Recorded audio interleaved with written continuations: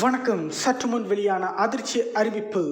அடுத்த 2 நாட்களுக்கு தமிழகத்தை புரட்டி எடுக்கப் போகும் ஆசுர மழை. 4 மாவட்டத்துக்கு ஆரஞ்சு அலர்ட். குமரிக்கடலில் நிலவும் குறைந்த காற்றழுத்த தாழ்வு பகுதி அடுத்த 24 மணி நேரத்திற்கு மேற்கு நோக்கி தென்கிழக்கு அரபிக்கடல் பகுதிக்கு நகரக்கூடும். தெற்கு ஆந்திரா வரை வளிமண்டல மேலடுக்கு சுழற்சியும் நிலவுகிறது.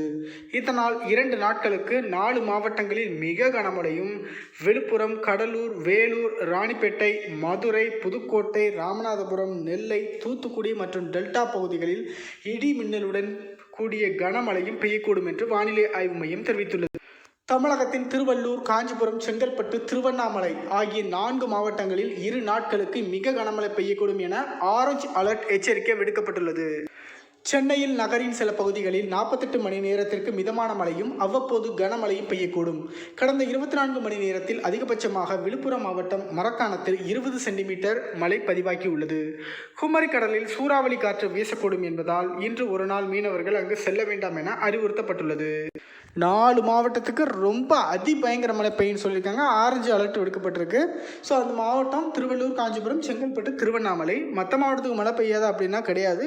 மற்ற மாவட்டத்துலையும் கனமழை பெய்யும். கிட்டத்தட்ட தமிழ்நாடு முழுக்க எல்லா இடத்துலையும் பெய்யும். ஓகேவா? அதிகமாக குறிப்பிட்ட மாவட்டத்தை சொல்லியிருக்காங்க. மற்ற மாவட்டத்தில் லேசான மழை பெய்யும்.